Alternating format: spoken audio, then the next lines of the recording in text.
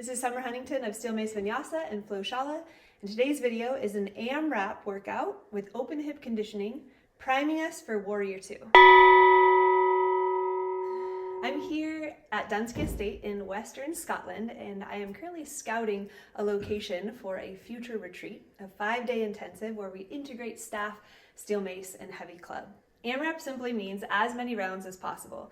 So you can set your duration, 10 minutes, 15, or 20 minutes like we do at the Shala, and you can just cycle through these exercises. I'll walk you through each one with technique and form cues, and then you can continue to rep it out on your own, setting your timer for however long you'd like for your AMRAP. This exercise is in a kneeling position, so you'll come down to the knees, keeping the knees about hip distance apart.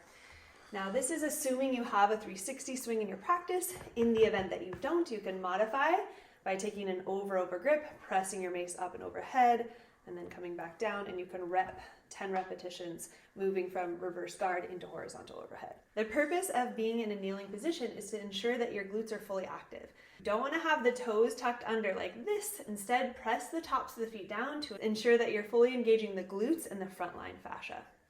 Then initiate your swing, 10 repetitions in each direction. Block, dump, pull, block, dump, pull. That's 2 and 3. Nice clean swings. Make sure that your mace is tail whipping all the way up before you bring it into the pocket. This is 5, 6, core engage, glutes on the whole time, 7, 8, 9, and 10. Switch hand grips. Top hand indicates direction of the swing. Make sure the mace is pulled in close to the body, chin off the chest. Block, dump, pull. Block, dump, pull. That's 2 of 10. Keep it easy with the rep count. 10 is nice and easy to remember for this variation. You can change your rep count in an AMRAP as well. We've got 4 more reps. Notice I'm not hinging at the hips and performing my swing here, which puts my back body in danger of the mace swinging, and it breaks the hollow body position. Instead, I'm pressing my hips forward as if I was at the top of a kettlebell swing the entire time. Block, dump, pull. 3 more. 3, 2, and 1. Step the feet pretty wide apart here. The feet are perpendicular, 2 heels in 1 line. Place your mace in reverse guard position. Level 1, hold the mace underneath your chin as you bend the front knee, approaching 90 degrees, squeeze your back glute on. Level 2, press the mace up and overhead. We'll just stick with 10 repetitions here. That's 2. You can add a power breath. Exhale, 3, arms are straight, shoulders are packed, crown to coccyx alignment. 4, this back foot is turned in just slightly to ensure the hip is not going into any extreme angles. That's 5. As you progress the movement, you can add partial drop swings, keeping the hand on the mace, or eventually a full drop swing, landing in prayer and then returning back to your reverse guard. 3 more reps of whatever variation you'd like. This is a bilateral exercise. 9, last one here. 10, so bilateral, meaning we have to do equivalent on the opposite side. Pivot the back toes in, pivot the front toes out. Find your starting landmark, mace in reverse guard, elbow married to rib. Level 1, rib crush, create torque in the mace. See that your legs land in a true Warrior 2 position. Front leg is approaching 90 degrees, back leg is straight. Return to the starting position. Next progression, punch the knuckles up. Notice my knuckles are not extended or overly flexed, they're nice and neutral. That's 2. Exhale, power breath, squeeze the back glute on. If you find that your front knee is jutting forward over your toe, you need to slide your back foot back a little bit farther away to ensure that 90-degree bend in the leg. That's 5. As you progress, you can initiate partial drop swings here or full drop swings. This is 7. 8, make sure that you're breathing the whole time, always adding a power breath on the work phase. 9. Do 1 more drop swing for good measure. 10. Stack the mace, stand up nice and tall, deep inhale. And a 4 count exhale. So notice, closed hip, meaning both hip bones are facing forward. Open hip, I take 1 foot and I press it out so that the foot is now, instead of facing forward, the foot is facing away. The feet are perpendicular. This is open hip because there's external rotation in this ball and socket joint, my femur here. Why is this valuable? I want to press into part of a warrior two stance. Notice, here's warrior two. The knee comes down. I've removed the ankle stability component so that I can focus just on this external rotation. If you have limited hip mobility, this knee is going to want to cave in. It's really important to slide it out. From here, anchor the elbow to the rib. Press the mace up and overhead. Level 1, you might just be pressing the mace up and overhead. Level 2, press your mace out to a two-handed flag. Find a hip hinge and send your hips back as far as you can go. Really working on knee flexion in this base leg. Pull the mace back to reverse guard, press up, power breath. We'll do 10 repetitions of each. This is 2. So this is compound. We have the horizontal overhead in a partial warrior two prep pose. We have the two-handed flag, sitting back. 2 different actions.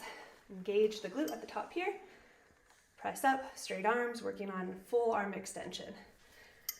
As you progress this, you can add layers. You can add your partial drop swing, just like we did before. Returning to reverse guard, regripping, pressing out to flag. You can initiate a full drop swing. You can do an over grip as you press back. Again, we're just taking out the ankle piece and breaking the pose down into smaller chunks so that we can create the mobility and strength to be able to approach the posture. Last one. Return to a kneeling position and then switch legs. The knee and the heel are in a line. We start with a reverse guard position. Press the mace up and overhead, create a little torque in the arms, pack the shoulders, return back to the starting position. Again, press up. You can start with just the single arm presses, eventually adding the two-handed flag. If your knee feels pain going into that deep knee flexion, pause before the pain. So you might start here to start building that mobility and strength and adding a little bit of load progressively. Eventually over time, maybe you're sitting all the way back. When you feel ready, add the partial swing. Maybe this over grip. This is great for just training a block here. Press up, horizontal overhead. I swing. Go to my two-handed flag. I sit back. Compound exercise, meaning adding 2 layers. We have our flag, kneeling on one leg. We have our warrior two prep to horizontal overhead. We have the complexity as we add the drop swing. Every one of these can be drilled individually before adding them into a circuit. I want to show some of the more advanced moves so that you know where you're going. As you finish, step up in a functional way, curling the back toe under, body upright, and stand. The final component of this AMRAP is to hold warrior two for 5 breaths. Take your wide stance again. Externally rotate the front arm, starting in modified side flag. Breathe, inhale.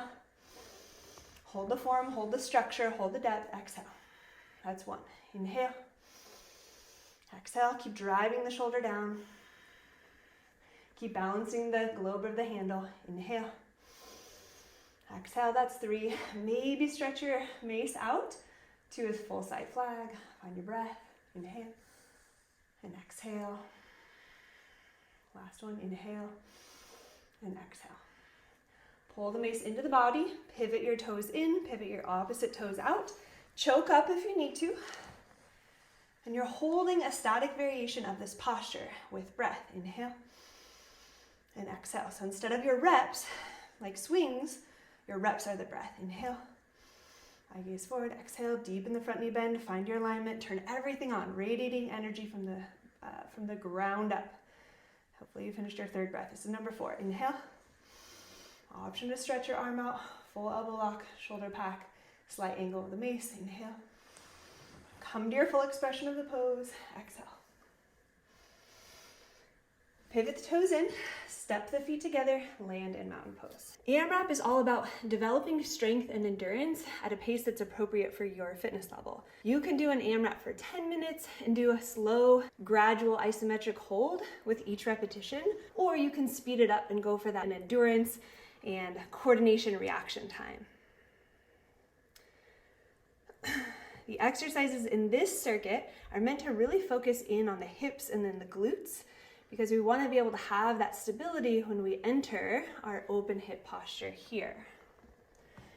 As we take the mace away, we're left with this imprint of what it feels like to be fully active, radiating tension throughout the entire kinetic chain, versus hanging out here passively, bone stacking. Instead, I want to generate full fascial tension so that everything's on and nothing is going to cause me to fall over. The whole purpose of training warrior postures is ground support and supporting your body so that you don't fall over. So implement these into your practice, use them to train, and make a mind-muscle connection with your deep inner hip sockets every time you do this workout.